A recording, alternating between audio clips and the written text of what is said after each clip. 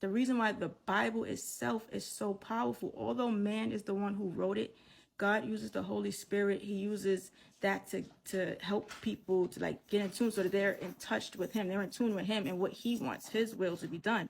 So they're writing, but not on behalf of them. They're writing on behalf of God. So really, God wrote the Bible. That's God's story. The Bible is God's story. It's not just a story. It's his story and him explaining himself to us to have a better understanding and for us to be able to decipher the lies that the enemy tries to tell us from his truth of what it truly is.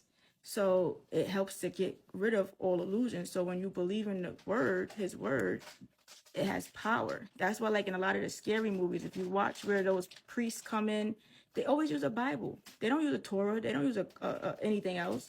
They use a Bible. At least in American ones, I don't watch. I watch a lot of stuff. They always use a Bible.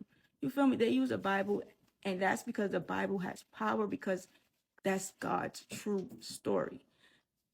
Not trying to down talk any other religion, but from my knowledge, my wisdom that I've learned, that's really the only true way. You can't believe in all those other things and say that you're close to God, because the only way to get close to God is through his son. He literally says it. If you believe in Jesus, that's the key.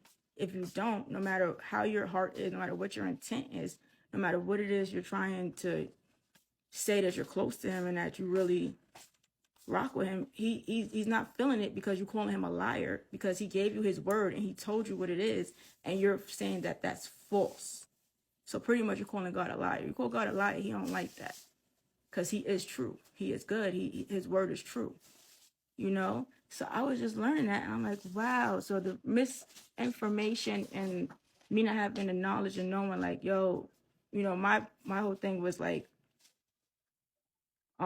Christianity came last, so it's just a label. That's not true. Christianity always been there. It was there from the beginning of time through Abraham and Moses, just under a different name. Judaism, you know, it's still the same thing. It's just before Jesus and then the new covenant after Jesus. But it's always been about Jesus. Even in the beginning of the Bible, God dropped little gems, little jewels, little hints that his son was coming. Like, it's always been about his son. Always. And his son is truly him, as God in human form.